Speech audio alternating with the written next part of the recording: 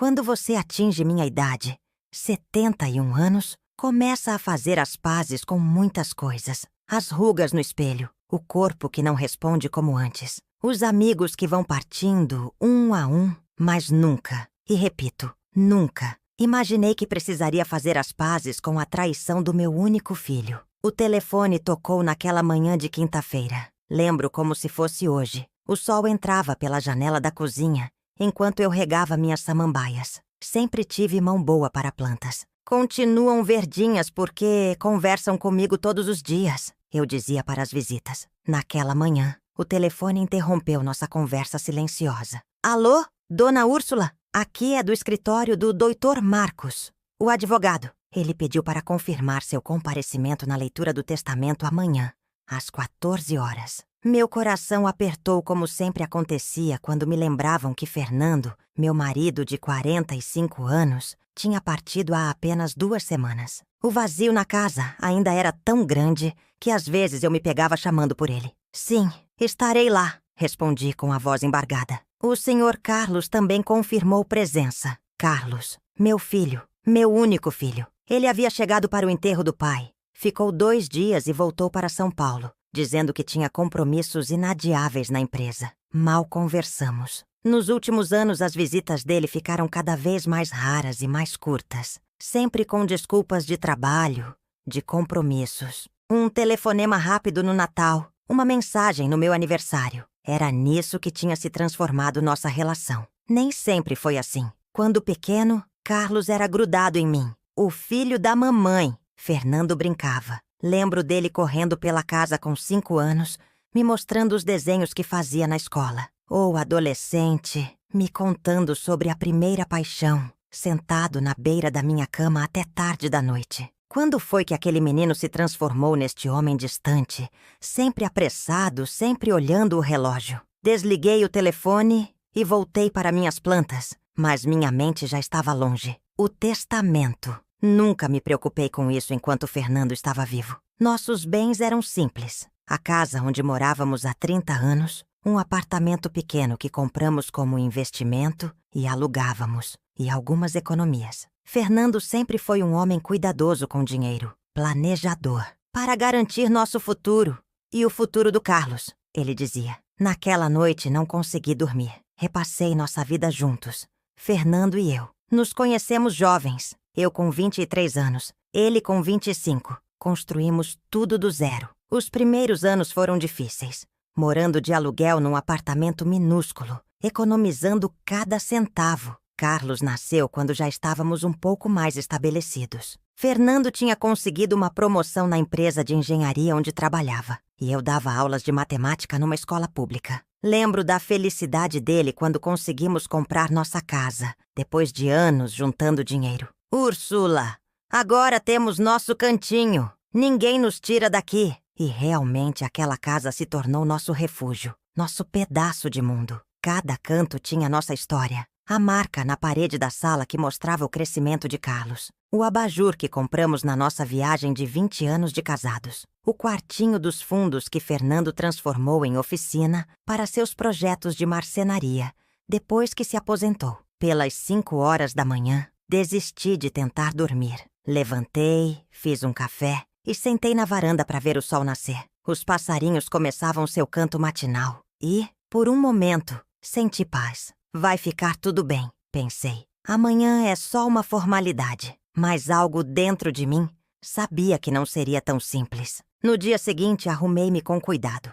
Escolhi um vestido azul marinho discreto, um colar de pérolas que Fernando me deu em nosso aniversário de 40 anos e prendi meus cabelos grisalhos num coque baixo. Queria estar apresentável, digna, por Fernando. Cheguei ao escritório de advocacia 10 minutos antes da hora marcada. A secretária, uma moça jovem de sorriso gentil, me conduziu a uma sala de espera. Carlos já estava lá, mexendo no celular. Quando me viu, guardou o aparelho no bolso e se levantou. Oi, mãe, disse ele, me dando um beijo rápido na bochecha. Olá, meu filho. Como está? Bem, bem.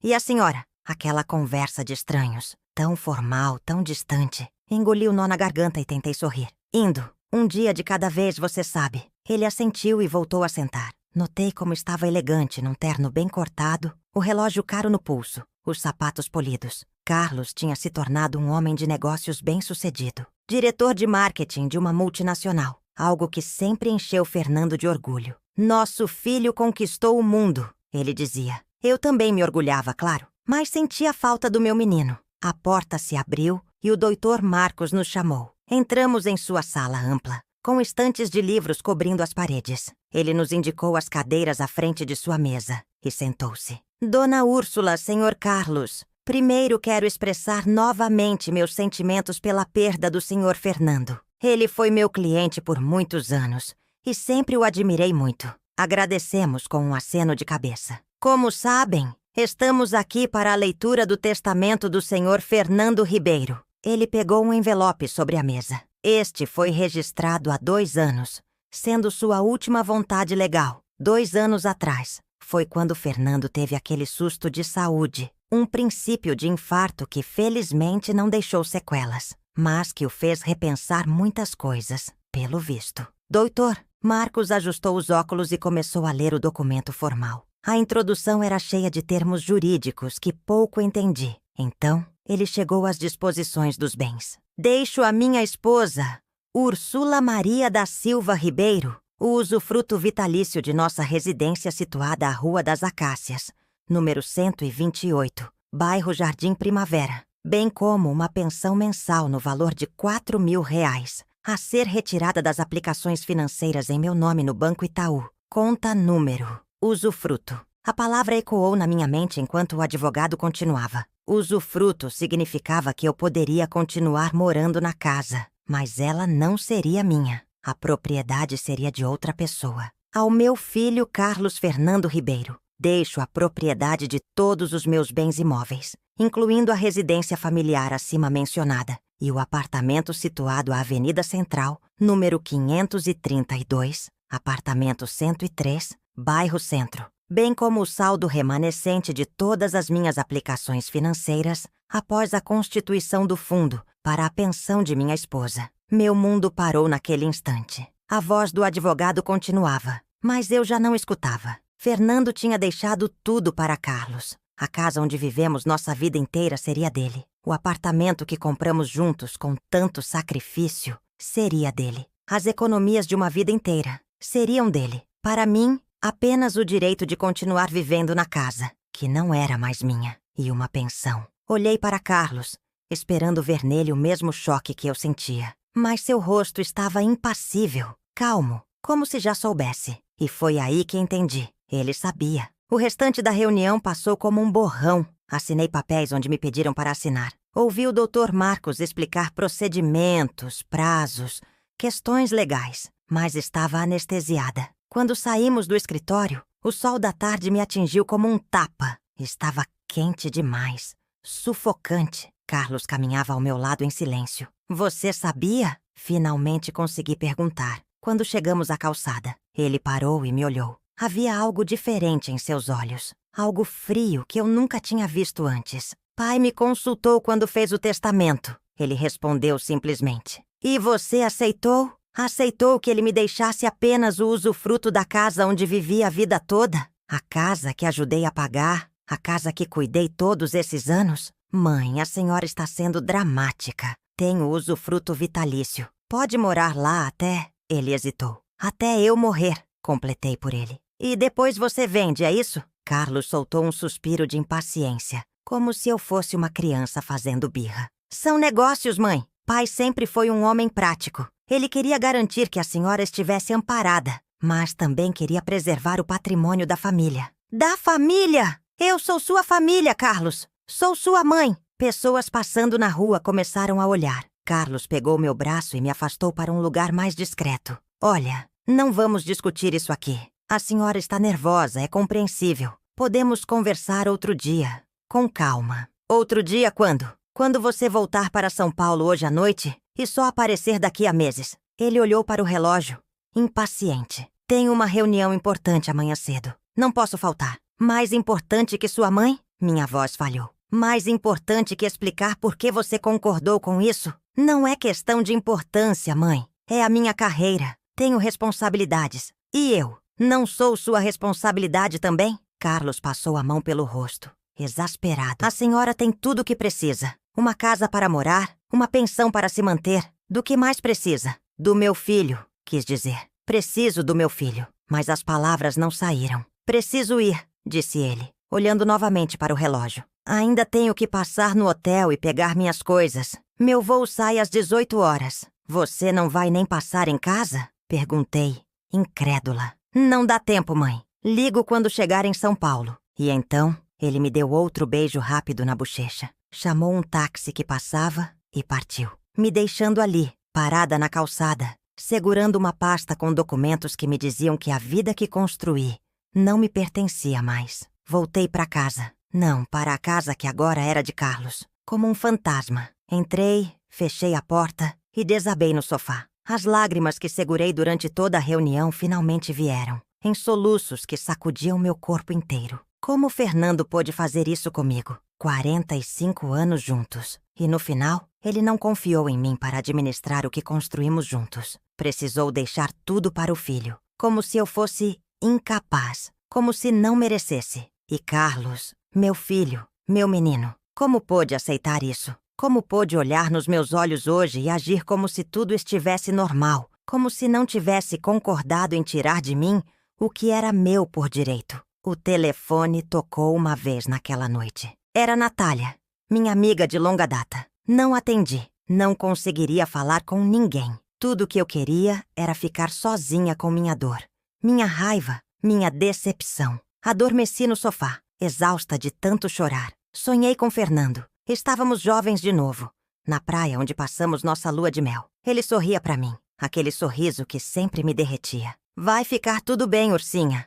ele dizia, usando o apelido que só ele usava. Confia em mim. Mas quando acordei, a luz fria da manhã não trouxe nenhum conforto. Apenas a certeza de que nada ficaria bem. Meu marido tinha partido deixando uma última traição. E meu filho tinha escolhido o dinheiro em vez de mim. A casa, que antes me trazia tanto conforto, agora parecia uma prisão. Cada objeto, cada móvel me lembrava que nada ali era realmente meu. Estava apenas usufruindo até que a morte me levasse e Carlos pudesse finalmente tomar posse completa. O telefone tocou novamente na manhã seguinte. Desta vez, atendi. Úrsula, sou eu, Natália. Estou preocupada. Te liguei ontem várias vezes. Natália era minha amiga há mais de 30 anos. Professora como eu, nos conhecemos quando Carlos ainda era pequeno e lecionávamos na mesma escola. Ela me acompanhou em todos os momentos importantes. A formatura de Carlos, a aposentadoria de Fernando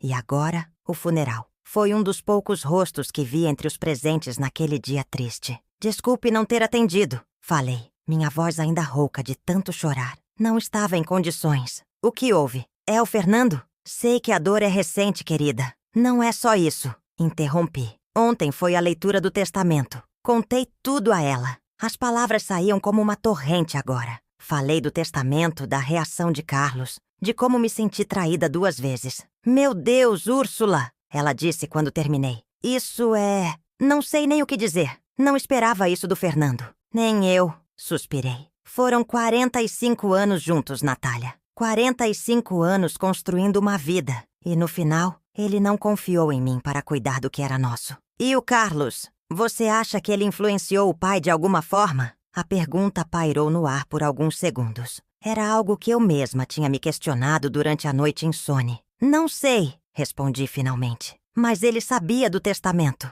Fernando o consultou e ele aceitou. Aceitou que a própria mãe ficasse apenas com o usufruto da casa e uma pensão, enquanto ele leva tudo. Talvez haja uma explicação. Natália tentou sempre a voz da razão. Você deveria conversar com ele quando estiver mais calma. Ele já voltou para São Paulo. Disse que me ligaria, mas até agora nada. O silêncio do outro lado da linha dizia muito. Natália provavelmente pensava o mesmo que eu. Ele não ligaria. Você vai aceitar isso? Ela perguntou depois de um tempo. Não tem como contestar o testamento? Não sei, Natália. Sinceramente, não sei se tenho forças para uma batalha judicial contra meu próprio filho. A ideia me devastava. Entrar na justiça contra Carlos. Tornar pública esta situação vergonhosa. Esta traição familiar. Além disso, quais seriam minhas chances? Fernando estava em pleno uso de suas faculdades mentais quando fez o testamento. Era sua vontade, por mais doloroso que fosse para mim.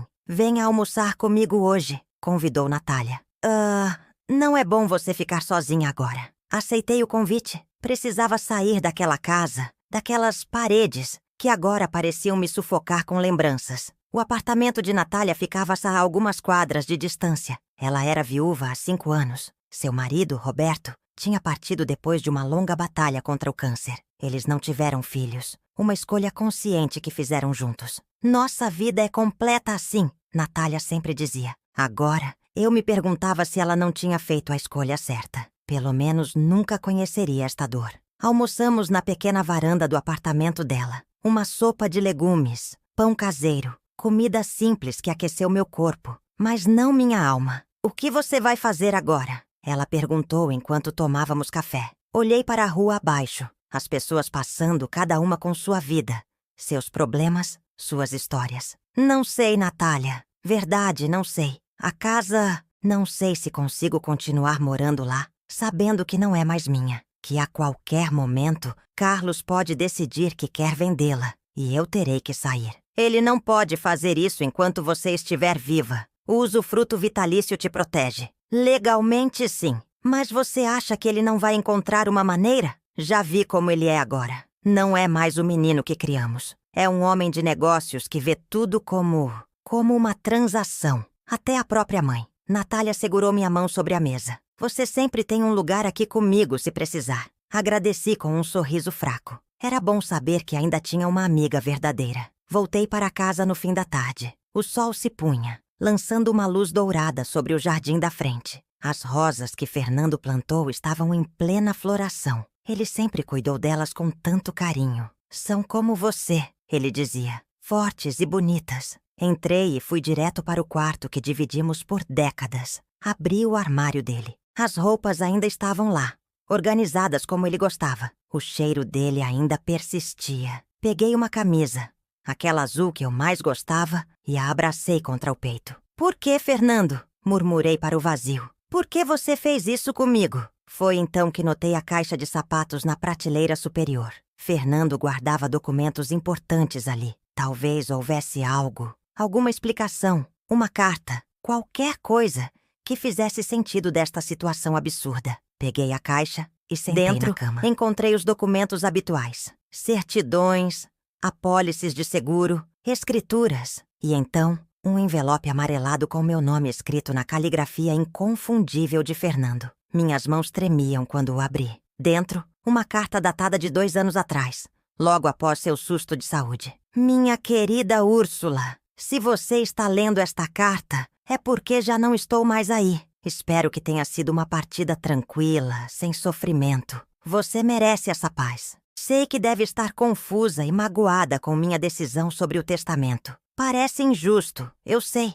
Depois de tantos anos juntos, de tudo que construímos, deixar a propriedade dos nossos bens para Carlos pode parecer uma traição, mas preciso que entenda minhas razões. Não é falta de confiança em você, meu amor. Nunca foi. É proteção. Carlos mudou nos últimos anos. Você percebeu? Eu sei que sim. A ambição tomou conta dele. O dinheiro se tornou sua prioridade. Temo pelo que ele poderia fazer se eu simplesmente deixasse tudo para você. Recebi algumas ligações dele, pedindo adiantamento de herança para investimentos. Falou de dívidas, de oportunidades que não poderia perder. Recusei, claro, mas a insistência dele me preocupou. E se ele fizesse o mesmo com você quando eu não estivesse mais aqui? Se te pressionasse, te manipulasse? Consultei o Dr. Marcos. Ele sugeriu esta solução. Deixar a propriedade para Carlos, mas garantir seu usufruto vitalício e uma pensão digna. Assim, você estará protegida. Ele não poderá te tirar da casa nem tocar no dinheiro da sua pensão. Sei que parece contraditório dar tudo a ele, quando estou tão preocupado com suas intenções. Mas é justamente por isso. Se deixasse tudo para você, temo que ele encontraria maneiras de te pressionar. Assim, ele já tem o que quer, a propriedade. E você tem o que precisa, segurança. Não é perfeito, eu sei. Mas foi o melhor que pude fazer para te proteger quando eu não estiver mais aí. Te amo além da vida, minha ursinha. Sempre amei. Perdoe-me se esta decisão te magoou. Foi tomada com o coração pesado, mas com a certeza de que era para o seu bem. Eternamente seu, Fernando. As lágrimas embaçavam minha visão quando terminei de ler. Reli a carta 1, 2, 3 vezes. As palavras de Fernando revelavam uma realidade que eu tinha me recusado a enxergar completamente. Carlos tinha mudado, sim. A distância, as visitas cada vez mais raras, as conversas superficiais. Mas eu não imaginava que tinha chegado a pedir dinheiro ao pai, a falar de dívidas. Por que Fernando nunca me contou? Para me proteger, claro, como sempre fez. Até no fim, ele estava tentando me proteger. Dobrei a carta cuidadosamente e a coloquei de volta no envelope. Um misto de emoções me dominava. Alívio por saber que Fernando não tinha me traído, que tinha pensado em mim até o fim, mas também uma tristeza profunda pela confirmação de que meu filho, meu único filho, tinha se transformado em alguém que eu mal reconhecia. O telefone tocou, me arrancando daqueles pensamentos. Era Carlos. Oi, mãe. Cheguei bem em São Paulo. Que bom, respondi, minha voz controlada. A reunião é amanhã cedo, não é? É sim. Ele pareceu surpreso por eu me lembrar. Olha, sobre ontem, sei que a senhora ficou chateada com o testamento. Chateada é pouco, Carlos. Entendo, mas quero que saiba que não vai mudar nada. A casa continua sendo sua. Pode ficar tranquila. A casa não é minha, é sua. Eu apenas tenho o direito de morar nela até morrer. Houve um silêncio do outro lado da linha. É apenas uma formalidade jurídica, mãe. Na prática, nada muda para a filha senhora. Muda tudo, Carlos. Muda saber que seu pai não confiou em mim para administrar o que construímos juntos. Muda saber que meu filho aceitou isso, sem questionar. Pai tinha suas razões. Sim, ele tinha, interrompi. Acabei de encontrar uma carta que ele deixou para mim. Outro silêncio, mais longo desta vez. Que carta? A voz dele agora tinha um tom cauteloso. Uma carta explicando por que ele fez o testamento assim. Explicando sobre suas dívidas. Sobre você pedir adiantamento de herança. Ele não devia ter escrito isso. A voz de Carlos tinha um toque de irritação agora. Foram conversas particulares entre nós dois. Éramos uma família, Carlos. Não deveria haver segredos assim. São negócios, mãe. A senhora nunca entendeu de negócios. Aquela frase me atingiu como um tapa. A condescendência. O desprezo mal disfarçado. Não, Carlos. Eu entendo muito bem de negócios. Entendo que negócios são transações entre estranhos. Família é outra coisa. Família é amor, é confiança, é cuidado mútuo. A senhora está sendo dramática de novo. E você está sendo cruel, retruquei, surpresa com minha própria firmeza. Seu pai estava certo em te deixar apenas a propriedade. Ele te conhecia melhor do que eu. Olha, não liguei para discutir. Só queria dizer que cheguei bem e que a senhora não precisa se preocupar com nada. A casa continua sua. A pensão será depositada todo mês na sua conta. Está tudo resolvido. Não, Carlos. Nada está resolvido entre nós. Tenho que desligar agora, mãe. Preciso revisar uns documentos para amanhã. Claro, seus negócios sempre em primeiro lugar. Falo com a senhora outro dia. Cuide-se. E desligou. Nenhum te amo, nenhum sinto sua falta. Apenas um cuide-se. Formal. Como se falasse com uma conhecida distante. Coloquei o telefone no gancho e sentei novamente na cama. A carta de Fernando ainda em minhas mãos. A verdade que ele tentou me poupar agora estava clara como o dia. Nosso filho tinha se tornado um estranho. Um homem que via a própria mãe como um obstáculo entre ele e o dinheiro. Como chegamos a este ponto? Onde foi que eu errei na criação dele? Que valores deixei de transmitir? Que sinais deixei de perceber? Passei a noite revirando essas perguntas na mente. Lembranças da infância de Carlos, da adolescência, dos primeiros sinais de mudança quando ele entrou na faculdade de administração e começou a falar de dinheiro de uma forma diferente, mais obsessiva. Lembrei de uma discussão que tivemos quando ele tinha 20 e poucos anos. Tinha acabado de conseguir seu primeiro emprego em uma empresa multinacional e veio nos visitar. Durante o jantar, falou com entusiasmo sobre como planejava chegar ao topo rapidamente. Não importa o que você tenha que fazer para subir? Perguntei, preocupada com aquele brilho ambicioso nos olhos dele. Negócios são negócios, mãe. Ele respondeu com aquela mesma frase que usaria anos depois. Não se pode ser sentimental. Fernando interveio, tentando amenizar. Seu Carlos está apenas empolgado com o novo trabalho, Úrsula. Todos somos assim no começo. Mas não era apenas empolgação. Era o início de uma transformação.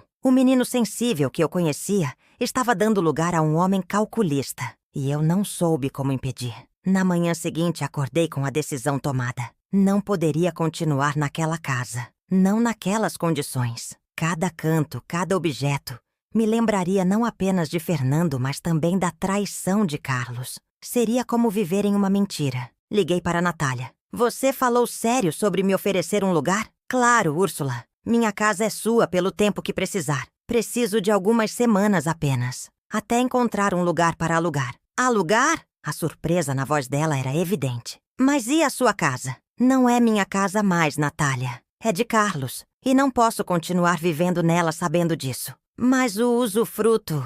Não quero apenas usufruir do que deveria ser meu. Prefiro recomeçar, mesmo aos 71 anos. Ainda tenho forças para isso. Tem certeza disso, Úrsula? É uma decisão drástica. Nunca tive tanta certeza na vida. Depois de desligar, comecei a andar pela casa, olhando cada cômodo com novos olhos. O que eu levaria comigo? O que deixaria para trás? Os móveis tecnicamente pertenciam à casa, a Carlos agora. Mas os objetos pessoais, as fotografias, as lembranças que realmente importavam, essas eu levaria. Peguei algumas caixas no porão e comecei a separar minhas coisas. As fotos de família, mesmo as que tinham Carlos, meus livros preferidos, a coleção de conchinhas que juntei em nossas viagens à praia, o cobertor que minha mãe fez para mim antes de morrer. Enquanto embalava essas memórias, uma estranha sensação de libertação começou a crescer em mim. Por mais dolorosa que fosse a situação, havia algo de libertador em tomar as rédeas da minha vida novamente, em decidir meu próprio destino, em vez de simplesmente aceitar o papel que Fernando e Carlos tinham definido para mim. Eu tinha 71 anos, mas não estava morta. Ainda tinha vida pela frente, ainda podia fazer escolhas. 3 dias depois, já estava instalada no quarto de hóspedes de Natália. Havia trazido apenas 2 malas de roupas e 3 caixas de objetos pessoais. O restante ficou na casa. Deixei um recado na secretária eletrônica avisando Carlos que tinha me mudado temporariamente e que entraria em contato quando estivesse estabelecida em meu novo endereço. Ele ligou no mesmo dia, furioso. "O que a senhora pensa que está fazendo?" Sua voz atravessou o telefone como uma navalha. "Não pode simplesmente abandonar a casa." "Não abandonei, Carlos. Saí. É diferente. A casa é sua agora, lembra? A senhora tem o usufruto. Foi o que pai quis. E eu estou renunciando a esse usufruto. Você pode fazer o que quiser com a casa agora. Vender, alugar, morar nela. É toda sua. Isso é absurdo. É um desrespeito à memória de pai." "Não, Carlos. Desrespeito é o que você fez. Aceitar um testamento que deixa sua mãe apenas com o direito de ocupar a casa que ela ajudou a construir. Isso sim é desrespeito. A senhora está fazendo isso para me punir, não é? Para me fazer sentir culpado. Estou fazendo isso por mim, Carlos. Para poder seguir em frente com dignidade. Algo que você parece não entender. E para onde a senhora vai? Não pode simplesmente sair por aí aos 71 anos. A preocupação dele soava mais como irritação por ter seus planos contrariados do que real cuidado comigo. Estou na casa de Natália por enquanto. Vou procurar um apartamento pequeno para alugar. A pensão que seu pai deixou será suficiente. Isso é loucura! A senhora não precisa alugar nada. Tem uma casa inteira à sua disposição. Uma casa que não é minha. Prefiro um lugar pequeno que seja realmente meu, onde eu não me sinta uma hóspede esperando para partir. A senhora está sendo teimosa e irracional. E você está sendo exatamente o homem que seu pai temia que você tivesse se tornado. Silêncio do outro lado. Atingi um nervo. "Não sei do que a senhora está falando." Ele finalmente respondeu, a voz controlada. "Sabe sim. A carta que seu pai deixou explicava tudo. Como você pediu adiantamento de herança, como falou de dívidas, como ele temia que você me pressionasse por dinheiro depois que ele partisse. Isso é a verdade, Carlos. É a verdade que você não quer admitir. Seu pai te conhecia melhor do que eu. Ele viu que eu me recusei a ver. Que meu filho tinha se tornado um homem que coloca dinheiro acima de tudo, até da própria mãe. Não vou continuar esta conversa. A senhora está alterada. Não está pensando claramente. Pelo contrário, Carlos.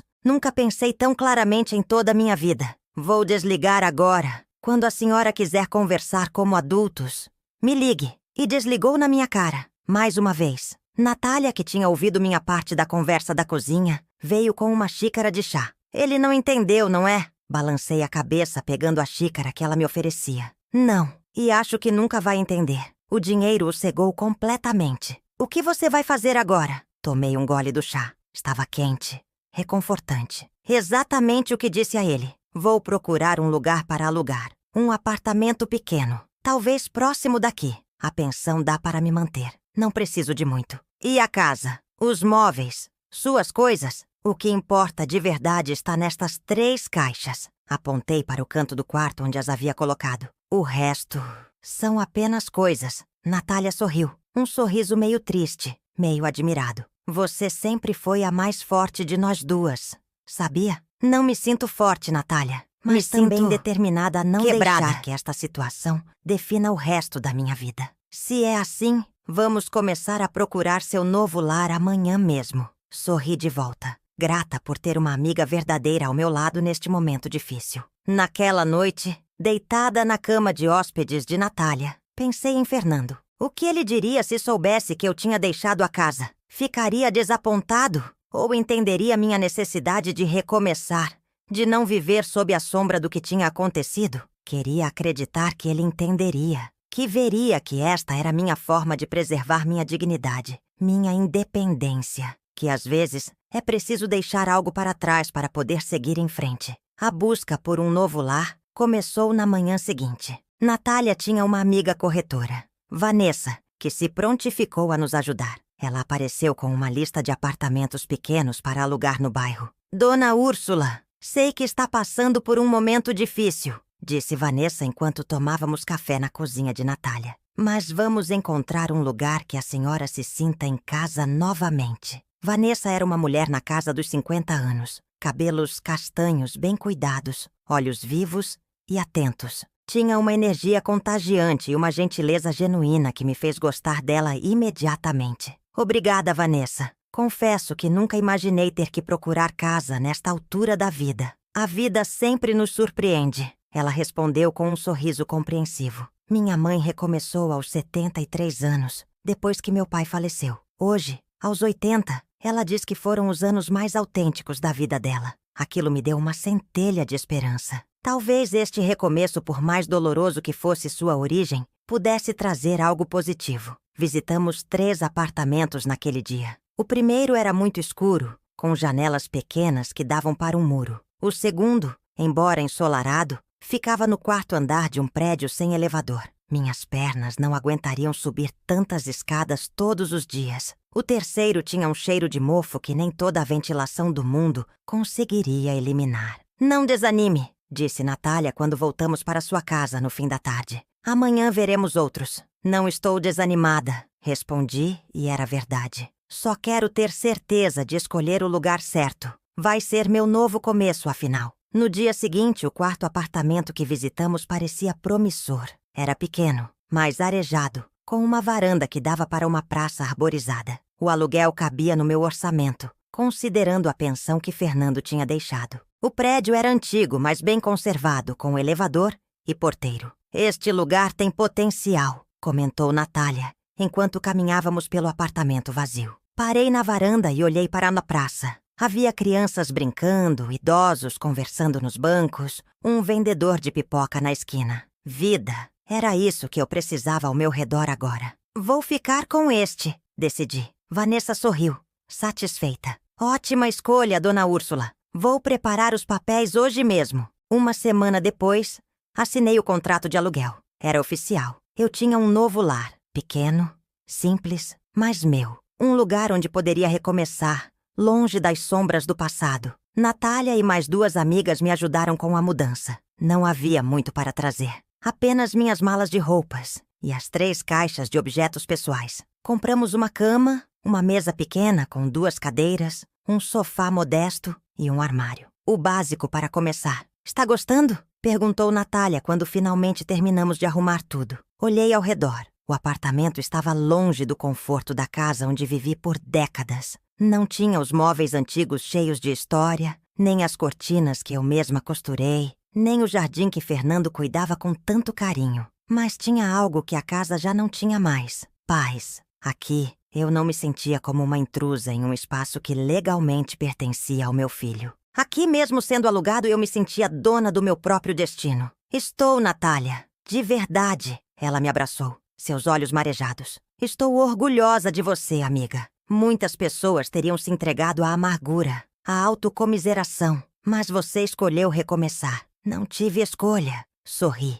enxugando uma lágrima que teimava em cair. Ou recomeçava, ou me afundava na dor. Naquela primeira noite sozinha no novo apartamento, sentei na varanda com uma xícara de chá e observei a praça iluminada pelos postes. As árvores balançavam suavemente com a brisa noturna. Sons distantes de conversas e risos subiam até mim. A vida continuava lá fora, independente dos dramas pessoais. Peguei meu celular e vi que havia 3 chamadas perdidas de Carlos. Nenhuma mensagem de voz. Típico dele. Queria falar, mas não se dava ao trabalho de deixar um recado. Decidi que não retornaria a ligação naquela noite. Era minha primeira noite em meu novo lar e não queria que fosse marcada por mais uma discussão dolorosa. Em vez disso, liguei para Yuri, meu neto de 25 anos, filho de Carlos com sua primeira esposa, Vanessa, outra Vanessa, não a corretora. Eles se divorciaram quando Yuri tinha apenas 7 anos e desde então, o relacionamento entre pai e filho tinha sido complicado.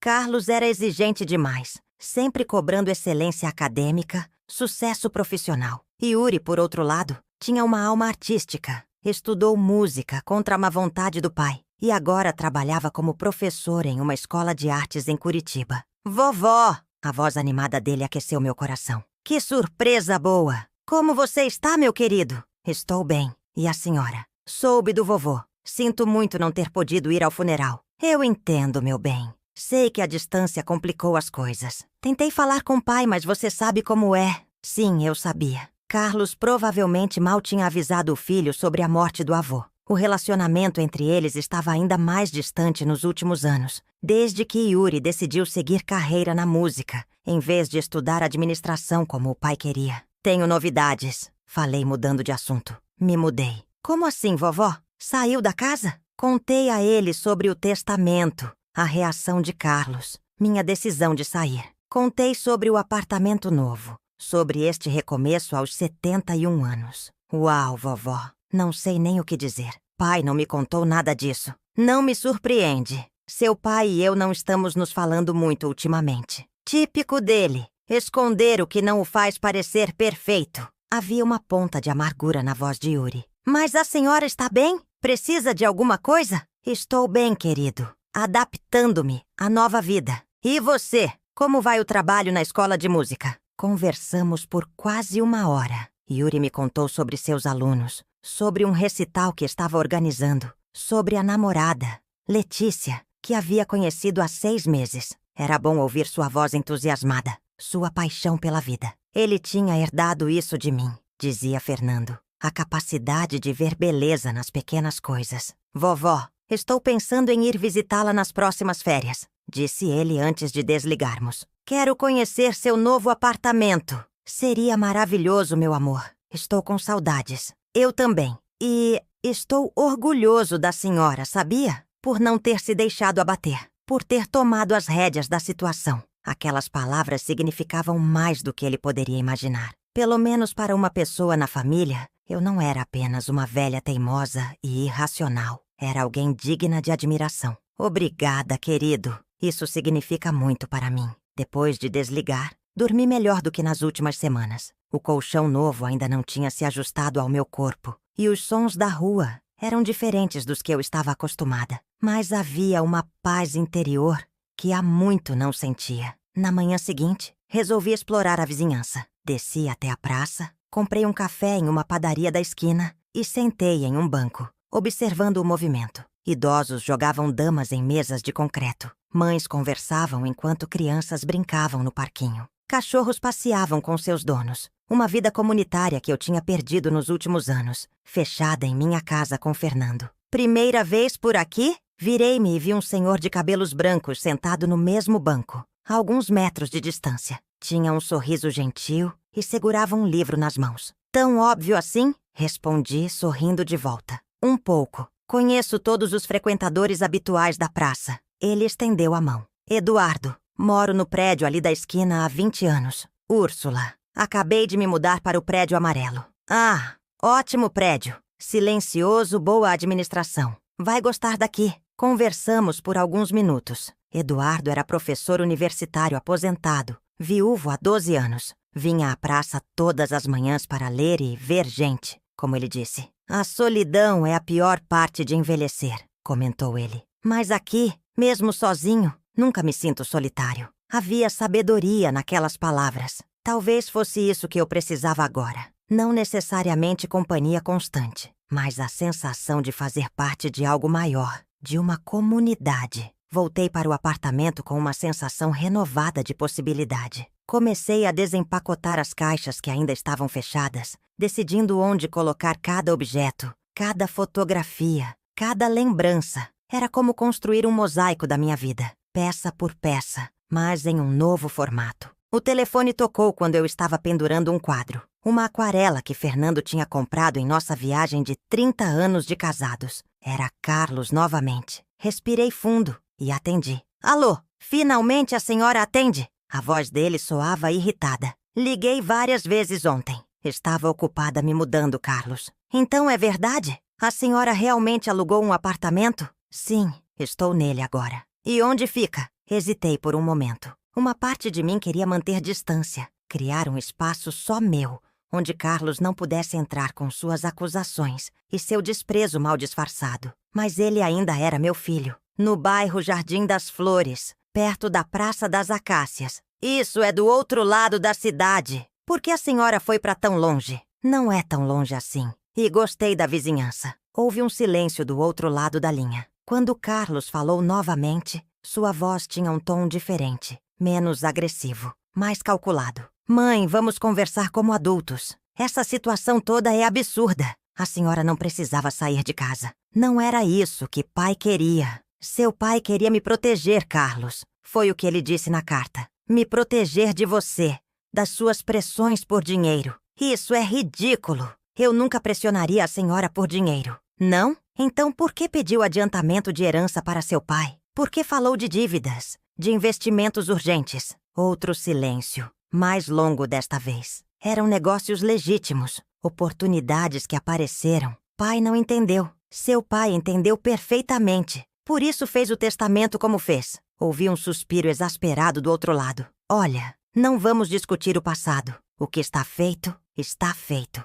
Mas a senhora não pode simplesmente jogar tudo para o alto por orgulho. Aquela casa é sua casa. Não, Carlos. Aquela casa é sua casa agora. O testamento deixou isso bem claro. A senhora tem o usufruto e estou abrindo mão dele. Prefiro um lugar menor que seja realmente meu, onde eu não me sinta uma intrusa. E o que acontece com a casa agora? Vai ficar vazia? Ah, então era isso. Ele estava preocupado com a casa, com o patrimônio.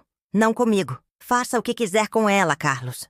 Venda, alugue, more nela. É sua. A senhora está fazendo isso para me punir, não é? Para me fazer sentir culpado. Não, Carlos. Estou fazendo isso por mim, para poder olhar no espelho e reconhecer a pessoa que vejo lá. Para não me sentir como uma visita na casa que ajudei a construir. Isso é absurdo. É um desrespeito à memória de pai. Seu pai queria me proteger, me dar segurança. E é exatamente isso que estou buscando agora. Segurança emocional, paz interior. A senhora não vai reconsiderar? Voltar para casa? Não, Carlos. Minha decisão está tomada. Este é meu lar agora. Ele ficou em silêncio por alguns segundos. E quando falou novamente, sua voz tinha aquele tom frio e calculista que eu tinha aprendido a reconhecer. Tudo bem, se é isso que a senhora quer. Mas saiba que estou vendendo a casa. Senti um aperto no peito. Mesmo tendo previsto essa possibilidade. A casa onde vivi por décadas. Onde criei meu filho.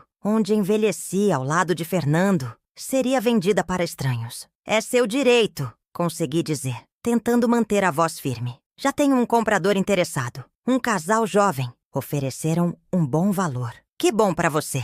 Preciso que a senhora vá lá retirar o que ainda quiser levar. O restante será incluído na venda. Quando? Este fim de semana. Vou estar lá no sábado pela manhã. Podemos resolver tudo de uma vez. Estarei lá. Ótimo. Sua voz agora era puramente profissional, como se falasse com um cliente. Até sábado, então. Até sábado, Carlos. Desligamos e fiquei olhando para o telefone por um longo tempo. Então era isso. A casa seria vendida. Era o ponto final de um capítulo da minha vida. Deveria me sentir devastada, mas, estranhamente, senti uma espécie de alívio. Era como se um peso estivesse sendo removido dos meus ombros. A casa, com todas as suas memórias, boas e ruins, já não seria uma preocupação, um lembrete constante do que perdi. Poderia seguir em frente sem aquela sombra. No sábado, cheguei à casa às 9 horas da manhã, como combinado. Carlos já estava lá, conversando com um casal jovem no jardim da frente. Ele vestia um terno bem cortado, como se estivesse em uma reunião de negócios. O que, de certa forma,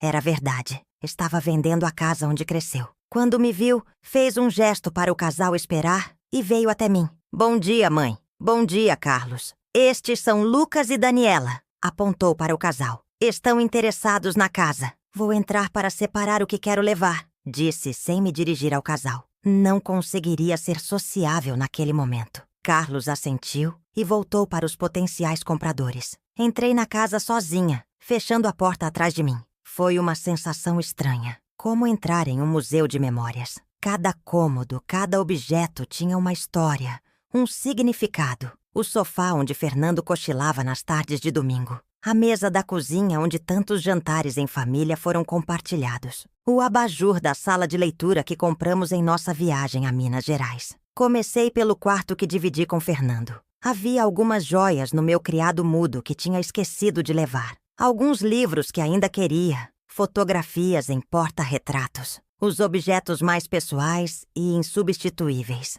No closet peguei mais algumas roupas que havia deixado para trás. Quando abri a última gaveta, encontrei uma caixa pequena que não tinha visto antes. Dentro, havia uma pulseira de prata com um pingente em forma de coração e um bilhete escrito à mão. Para minha ursinha, no dia em que completamos 50 anos juntos. Mas como não estarei aqui para te dar pessoalmente, peço que use esta pulseira e lembre que meu coração sempre será seu. Com todo o meu amor, Fernando. As lágrimas vieram instantaneamente. Fernando sabia que não chegaria aos nossos 50 anos de casados. Tinha preparado este presente antecipadamente, escondido onde eu o encontraria depois que ele partisse. 50 anos. Faltavam menos de 5 anos agora. Coloquei a pulseira no pulso com mãos trêmulas. Era linda, delicada, exatamente do jeito que eu gostava. Fernando sempre soube meu gosto melhor do que ninguém. Continuei percorrendo a casa, agora com a pulseira no pulso, como se Fernando estivesse me acompanhando nesta despedida. Na sala de estar, peguei o álbum de fotografias do nosso casamento. Na cozinha, a lata de biscoitos que era da minha mãe. No escritório, o peso de papel que dei a Fernando quando ele foi promovido. Foi no quarto de Carlos que tive a maior surpresa. Havia permanecido intacto desde que ele saiu de casa para a faculdade, mais de 30 anos atrás. Fernando e eu nunca quisemos mudar nada, como se, preservando aquele espaço, pudéssemos preservar também o menino que um dia viveu ali. Na escrivaninha, ainda estava o porta-lápis que Carlos fez na aula de trabalhos manuais, quando tinha 8 anos. Um toco de madeira desajeitadamente pintado de azul, com seu nome escrito em letras infantis. Lembrei do dia em que ele o trouxe para casa, tão orgulhoso de seu trabalho. Olha, mãe, fiz para você guardar seus lápis vermelhos de corrigir prova. Acabei nunca usando o porta-lápis para esse fim, achando-o precioso demais para o uso diário. Em vez disso, o coloquei na escrivaninha dele, dizendo que assim ele pensaria em mim, enquanto fazia as lições. Peguei o objeto, sentindo sua textura áspera. Um fragmento de um tempo em que meu filho ainda me olhava com admiração, com amor puro e incondicional. Quando foi que isso mudou? Quando o dinheiro se tornou mais importante do que os laços familiares. A porta do quarto se abriu e Carlos entrou. Parou ao me ver segurando o porta-lápis. Ainda tem isso? Sua voz soou surpresa. Nunca joguei fora nada que você fez, Carlos. Ele se aproximou, olhando o objeto em minhas mãos. Eu tinha esquecido completamente disso. Você estava tão orgulhoso quando o trouxe para casa. Disse que tinha sido o melhor da classe. Um sorriso relutante apareceu no rosto dele. Eu sempre dizia que era o melhor da classe. Não importava o quê. E geralmente era verdade. Você sempre foi brilhante, Carlos. Ficamos em silêncio por um momento. O porta-lápis entre nós como uma ponte frágil ligando o passado ao presente. Quer levá-lo? Perguntei, estendendo o objeto para ele. Carlos hesitou, como se não soubesse o que fazer com aquela relíquia de sua infância. Acho que...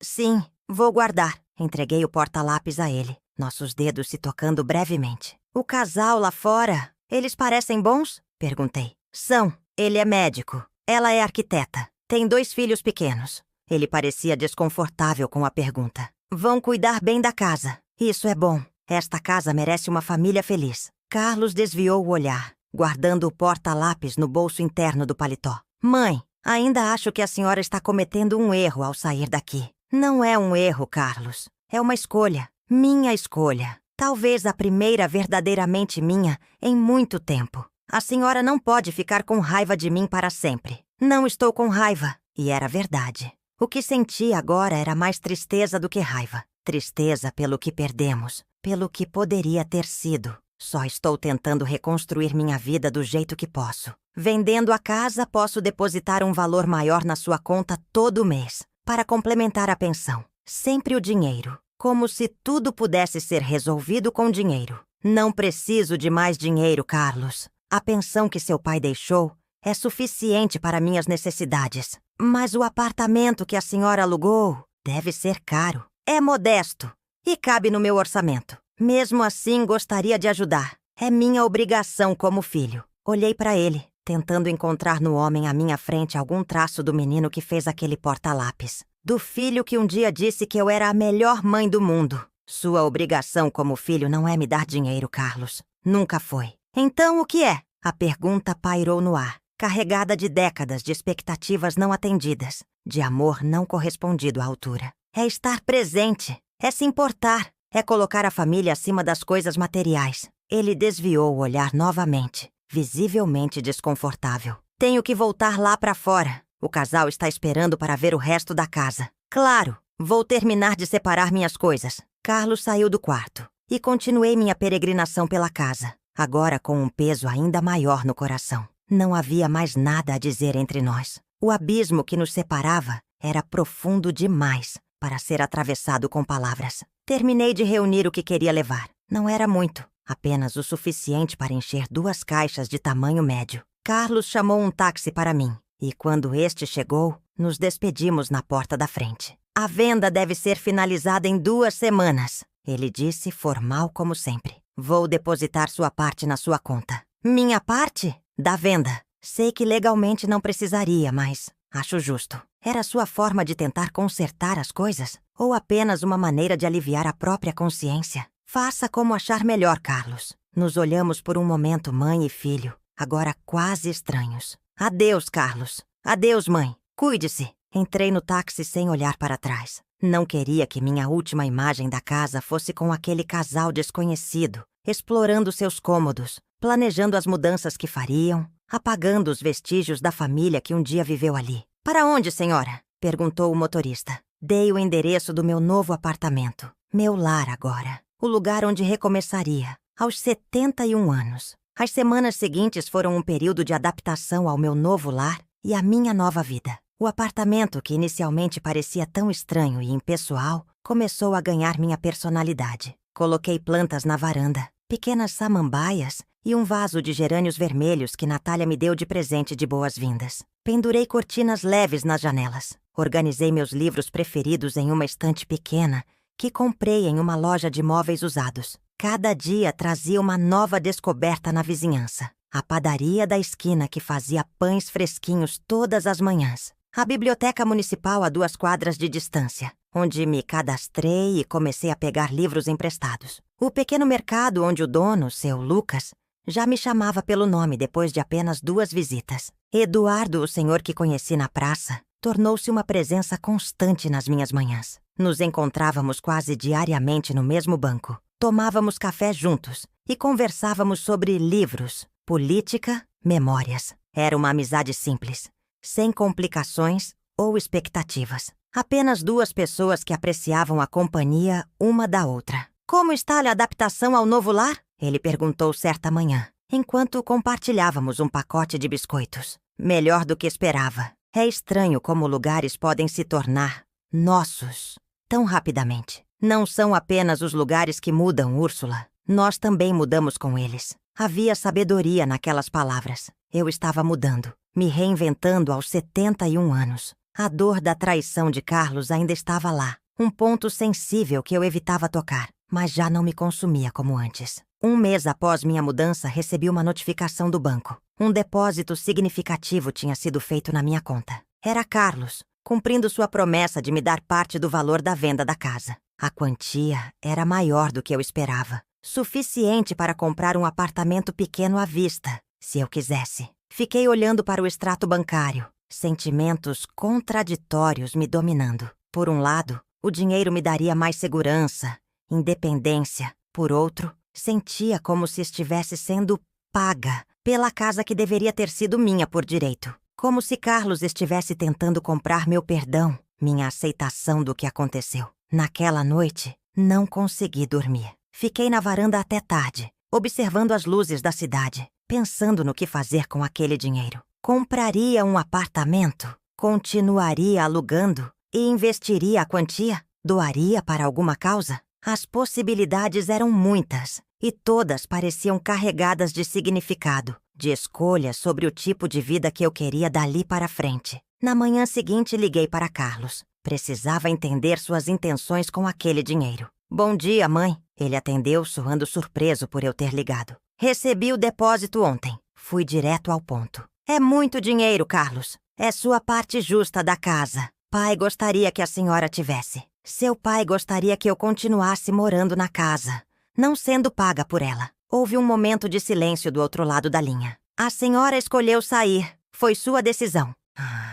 Sim, foi minha decisão. E agora preciso saber. Este dinheiro vem com condições? Como assim, condições? É um presente? Uma tentativa de reconciliação? Ou apenas um acerto de contas para você se sentir melhor? Outro silêncio mais longo desta vez. É seu dinheiro, mãe. Faça o que quiser com ele. Não é isso que perguntei, Carlos. Ouvi um suspiro profundo do outro lado. Olha, eu só queria fazer a coisa certa. A senhora ajudou a construir aquela casa. Merecia parte do valor. A coisa certa teria sido diferente desde o início, Carlos. Mas agradeço o gesto. Então a senhora vai aceitar? Era uma pergunta carregada de expectativa. Como se a aceitação do dinheiro significasse também a aceitação do que havia acontecido. Um perdão tácito. Vou pensar no que fazer com ele. Respondi, nem aceitando, nem recusando explicitamente. Como está a sua vida? A mudança de assunto pareceu pegá-lo de surpresa. Estou bem,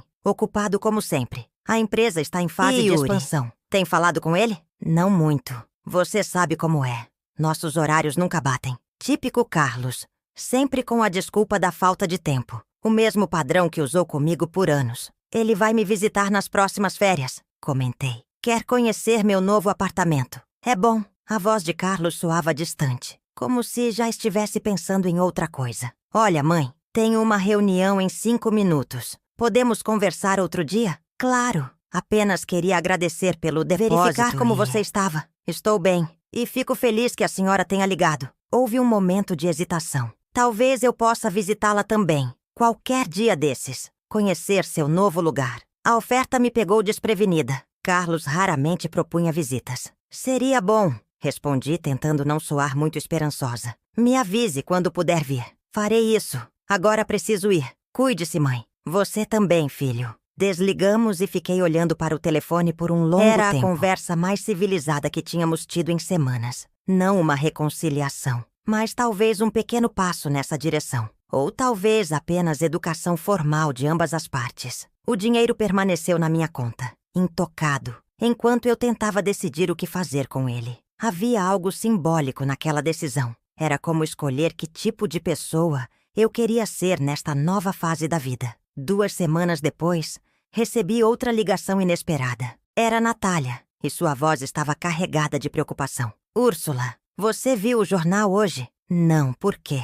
É sobre a empresa onde Carlos trabalha. Houve um escândalo financeiro. Estão falando em fraude, em desvio de dinheiro. O nome dele está sendo mencionado entre os executivos investigados. Meu coração afundou. Pedi a Natália que me lesse a notícia por telefone. A empresa multinacional onde Carlos era diretor de marketing estava sob investigação por suspeita de fraude fiscal e manipulação de contratos. Vários executivos, incluindo meu filho, estavam sendo investigados. Não havia acusações formais ainda, mas o escândalo já estava na mídia. Desliguei o telefone e liguei imediatamente para Carlos. Caiu na caixa postal. Tentei novamente. Nada. Mandei uma mensagem. Vi a notícia. Estou preocupada. Me ligue quando puder. Passei o dia inteiro tentando contato. Sem sucesso. À noite, finalmente, o telefone tocou. Era Carlos, mas sua voz estava diferente. Tensa, cansada. Mãe, Carlos, graças a Deus. Estou tentando falar com você o dia todo. Vi as notícias. O que está acontecendo? É tudo um mal-entendido. Ele disse, mas sua voz não transmitia a confiança habitual. Estão fazendo tempestade em copo d'água. A notícia mencionava fraude, Carlos. Seu nome estava lá. Eu sei. Mas não fiz nada errado. Padrão do mercado que estão sendo criminalizadas agora. Algo na forma como ele disse isso me deixou inquieta. Práticas padrão do mercado podia significar muitas coisas. Você está bem? Precisando de alguma coisa? Houve uma pausa do outro lado. Estou bem. A empresa contratou advogados para todos nós. Vai passar. Mas havia algo na sua voz que dizia o contrário. Carlos, se precisar de ajuda, de qualquer coisa, não preciso de nada, mãe. Só liguei para tranquilizá-la. Não acredite em tudo que a mídia diz. Desligamos pouco depois, mas a inquietação permaneceu comigo. Havia algo que Carlos não estava me contando. Nos dias seguintes, o caso ganhou mais atenção da mídia. A investigação se aprofundou e novos detalhes vieram à tona. A empresa era acusada de superfaturar contratos, de falsificar relatórios para investidores, de sonegar impostos. E Carlos, como diretor de marketing, estava no centro de algumas dessas acusações. Segundo as notícias, ele teria aprovado campanhas publicitárias fantasmas, que serviam apenas para desviar recursos. Tentei ligar para ele várias vezes, mas raramente conseguia falar. Quando falávamos, era sempre breve, com Carlos insistindo que estava tudo sob controle, que era apenas uma caça às bruxas da mídia e dos concorrentes. 3 semanas após a primeira notícia, recebi uma ligação no meio da noite. Era quase 1h da manhã quando o telefone tocou, me arrancando do sono. Alô? Atendi. Alarmada. Ligações naquele horário nunca eram boas notícias. Vovó? Era a voz de Yuri, trêmula, preocupada. Yuri? O que houve, querido? É sobre pai. Ele foi preso hoje à tarde. Está sendo acusado formalmente de fraude e falsidade ideológica. O choque foi como um balde de água fria. Carlos, meu filho, preso. Era inimaginável. Meu Deus! Como você soube? Uma tia da minha namorada trabalha no Tribunal de Justiça e reconheceu o nome dele. Me ligou assim que soube. Ele te ligou? Falou com você? Não. A voz de Yuri estava carregada de mágoa. Nunca liga. Você sabe como é. Sim, eu sabia. Carlos e sua incapacidade de pedir ajuda, de mostrar vulnerabilidade. Vou para São Paulo amanhã mesmo, decidi no ato. Preciso ver como ele está, se precisa de alguma coisa. Vovó, não sei se é uma boa ideia. Vai ser um circo midiático. E pai... Bem, você sabe como ele é orgulhoso. Não importa. Ele é meu filho, Yuri. Não posso simplesmente ignorar isso. Depois de desligar, não consegui voltar a dormir. Fiquei pensando em Carlos, em como aquele menino brilhante e carinhoso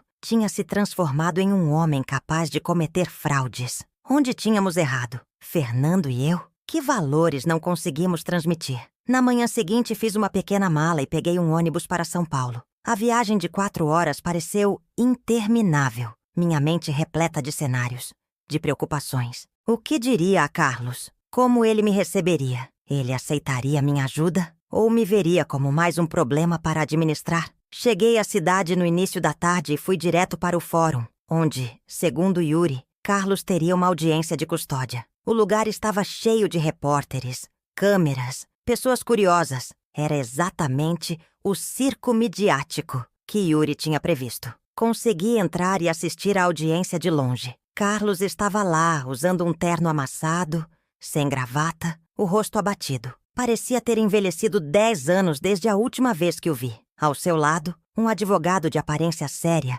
falava em seu nome. A audiência foi rápida. O juiz decidiu manter a prisão preventiva, alegando risco de fuga e possível interferência nas investigações. Vi Carlos ser levado para fora, algemado, sem ter chance de falar com ele. Segui o advogado até o corredor. Com licença, abordei-o quando ele saiu da sala. Sou Ursula Ribeiro, mãe de Carlos. Preciso saber como posso ajudá-lo. O advogado, um homem de meia-idade com cabelos grisalhos e olheiras profundas, me olhou com uma mistura de surpresa e alívio. Senhora Ribeiro, estávamos tentando localizar a família. Carlos se recusou a fornecer contatos. Típico dele, pensei, sempre tentando resolver tudo sozinho, mesmo quando claramente precisava de ajuda. Como ele está? E qual é a situação real? O advogado me conduziu a uma sala vazia, onde poderíamos conversar com mais privacidade. Lá, ele explicou a gravidade da situação. As acusações contra Carlos eram sérias e respaldadas por evidências substanciais.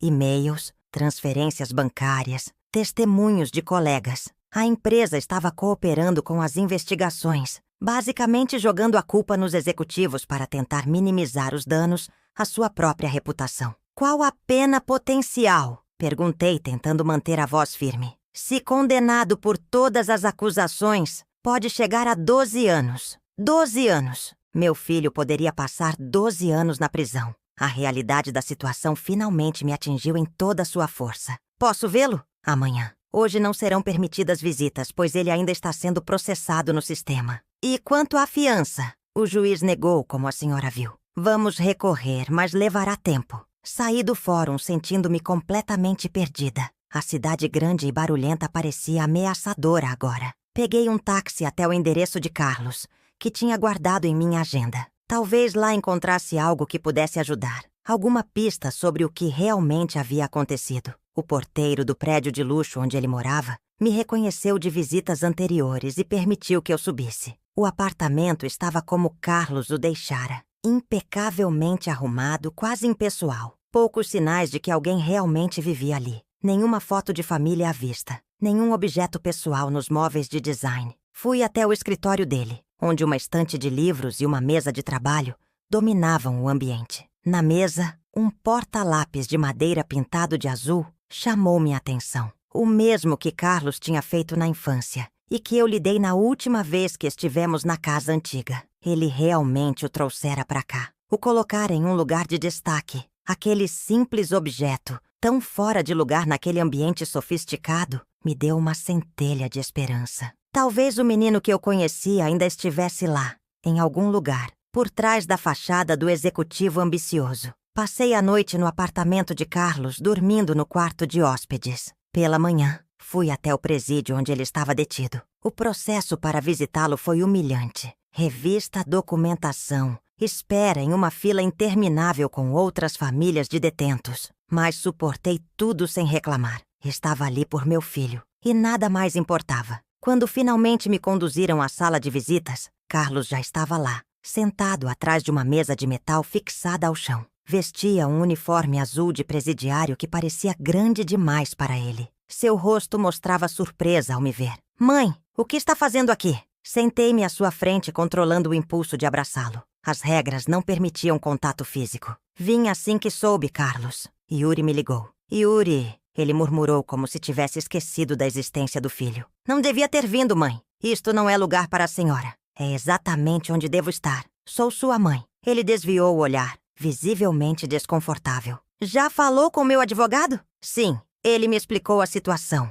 Carlos, é verdade? O que estão dizendo que você fez? Houve um longo silêncio. Quando Carlos finalmente voltou a olhar para mim, havia algo diferente em seus olhos. Uma vulnerabilidade que não via há décadas. Não foi como estão dizendo na mídia, ele começou, a voz baixa. Não comecei com a intenção de fraudar nada. Foi gradual. Primeiro eram apenas ajustes criativos nos relatórios de marketing. Depois, campanhas superfaturadas. Então, desvios mais sérios. A pressão por resultados era enorme, mãe. E uma vez que você começa, é difícil parar. Por que, Carlos? Você tinha um bom salário, uma carreira de sucesso. Por que arriscar tudo assim? Ele soltou um suspiro profundo, passando as mãos pelos cabelos. Dívidas. Fiz investimentos ruins.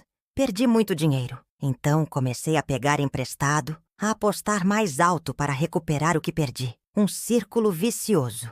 Subitamente, a carta de Fernando fez ainda mais sentido. Os pedidos de adiantamento de herança, as menções a oportunidades que não podiam esperar. Carlos estava afundando em dívidas há anos, e meu marido percebeu. Por que não pediu ajuda? Por que não conversou comigo, com seu pai? E admitir que tinha falhado? A amargura em sua voz era palpável. Pai sempre esperou perfeição de mim. Sempre me viu como o filho brilhante que iria superar todas as expectativas. Como eu poderia dizer a ele que tinha arruinado tudo? Seu pai te amava, Carlos. Te amava incondicionalmente. Não, mãe. Ele amava a ideia que tinha de mim. O filho bem-sucedido. O executivo de sucesso. Se soubesse a verdade... Ele sabia, interrompi. Pelo menos suspeitava. Por isso fez o testamento como fez. Para me proteger de você, das suas dívidas, da sua desespero por dinheiro. Carlos me olhou com surpresa. Depois baixou a cabeça. Então ele sabia. E mesmo assim, não me confrontou. Não ofereceu ajuda. Talvez ele tenha tentado à maneira dele. Mas você sempre foi tão fechado. Tão determinado a resolver tudo sozinho. Ficamos em silêncio por um momento. Cada um perdido em seus próprios pensamentos. O que vai acontecer agora? Perguntei finalmente. O advogado está negociando um acordo com a promotoria. Se eu cooperar, entregar outros envolvidos, a pena pode ser reduzida. Mas ainda assim, ele não completou a frase. Não precisava. Ambos sabíamos que ele passaria anos na prisão. Vou ficar em São Paulo. Decidi ali mesmo. Pelo menos até seu julgamento. Vou estar ao seu lado, Carlos. Não precisa fazer isso, mãe. Já tem sua vida, seu novo apartamento. Você é meu filho. Sempre será.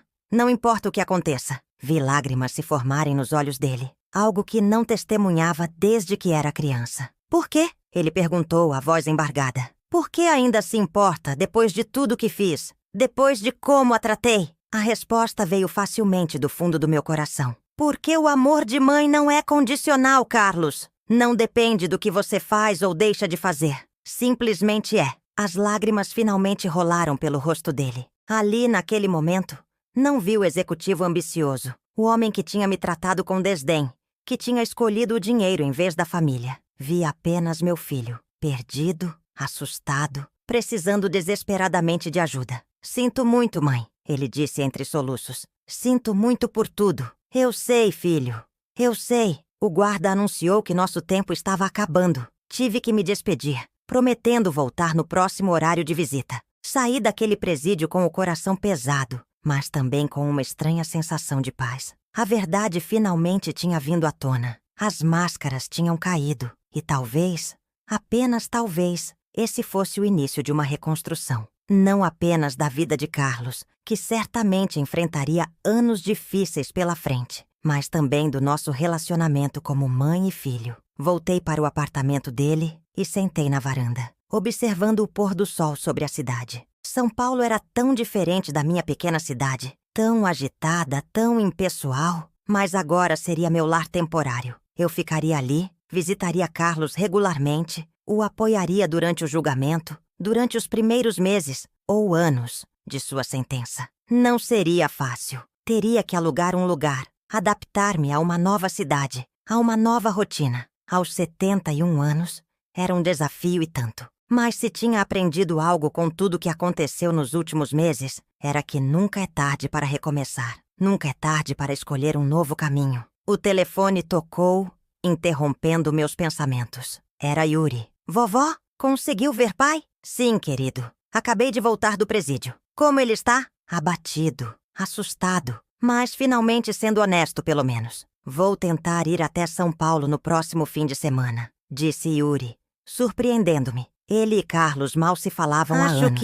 Acho que está na hora de tentar consertar algumas coisas. Seu pai ficaria muito feliz em te ver, tenho certeza. E a senhora? Está bem? Precisa de alguma coisa? Estou bem, querido. Vou ficar por aqui um tempo. Até o julgamento, pelo menos. E seu apartamento? Suas coisas? Vou ligar para a Natália amanhã. Pedir que cuide de tudo por enquanto. Depois vejo o que faço. A senhora é incrível, sabia? Depois de tudo que pai fez, ainda está lá por ele. É o que mães fazem, Yuri. É o que famílias fazem. Estamos lá uns pelos outros, especialmente nos momentos difíceis. Depois de desligar, voltei à varanda. A noite havia caído completamente agora. e as luzes da cidade brilhavam como estrelas terrenas. Tantas vidas, tantas histórias acontecendo simultaneamente. A minha era apenas uma entre milhões. Pensei no dinheiro que Carlos tinha me dado da venda da casa. Ainda estava intocado na minha conta. Agora sabia exatamente o que fazer com ele. Usaria parte para me estabelecer em São Paulo temporariamente. E o restante guardaria para quando Carlos saísse da prisão, para ajudá-lo a recomeçar, a reconstruir sua vida depois de pagar sua dívida com a sociedade. Porque, no final das contas, isso é o que importa. Família. Não casas, não bens materiais, não status ou aparências. Família. E apesar de tudo, Carlos ainda era minha família, meu filho, e eu nunca o abandonaria. Não importa o que acontecesse. A pulseira que Fernando me deixou brilhou no meu pulso, sob a luz da lua. Meu coração sempre será seu, dizia o bilhete. E meu coração seria sempre de minha família. Não importa quão quebrada, quão imperfeita ela fosse. Aos 71 anos, eu estava começando mais um capítulo da minha vida. Não o que tinha planejado. Certamente não o que tinha sonhado. Mas era meu capítulo para escrever. Minha jornada para percorrer. E eu a percorreria com a cabeça erguida, com o coração aberto e com a certeza de que no final, o amor, o verdadeiro amor familiar, é a única coisa que realmente importa. Já se passaram 3 anos desde aquele dia em que vi meu filho ser levado algemado de uma sala de tribunal. 3 anos de visitas semanais ao presídio, de conversas cada vez mais honestas, de reconstrução lenta e dolorosa. Carlos foi condenado a 6 anos de prisão, uma pena reduzida devido à sua cooperação com as investigações. Hoje, ele é um homem diferente. A arrogância deu lugar à humildade. A obsessão por dinheiro e status foi substituída por uma apreciação genuína pelas coisas simples. Nas nossas conversas, falamos de livros, de memórias de família, de planos para quando ele sair. Planos modestos, realistas, centrados em reconstruir relacionamentos, não fortunas. Yuri e o pai se reaproximaram também. É uma relação ainda frágil, marcada por anos de distanciamento. Mas há esperança ali. Vejo isso nos olhos de ambos quando Yuri visita o pai e me acompanha depois para um café. Quanto a mim, voltei para meu pequeno apartamento na praça depois do julgamento. São Paulo era agitada demais para uma senhora de quase 75 anos. Prefiro a tranquilidade da minha varanda, as conversas com Eduardo na praça, as visitas regulares de Natália. Viajo a São Paulo 2 vezes por mês para ver Carlos, e são visitas que espero ansiosamente. O dinheiro da venda da casa está guardado em uma aplicação segura. Será o recomeço de Carlos quando ele sair. Um novo começo para nós dois, talvez. Se há uma lição que aprendi em toda esta jornada, é que nunca é tarde para reconstruir. Nunca é tarde para perdoar. Nunca é tarde para escolher o amor acima do ressentimento. A vida nos quebra de maneiras inesperadas, nos decepciona, nos trai, mas também nos oferece chances infinitas de cura, de renovação, de amor. E você? Que relacionamentos em sua vida precisam de reparos? Que perdões você ainda não concedeu? A outros ou a si mesmo? Não espere até que seja tarde demais. Não permita que orgulho ou mágoa o impeçam de estender a mão a quem você ama. Porque, no final, quando olhamos para trás, não são as casas, os bens ou o dinheiro que realmente importam. São os laços que construímos, as vidas que tocamos, o amor que compartilhamos. E isso, meu amigo, é a verdadeira herança que deixamos.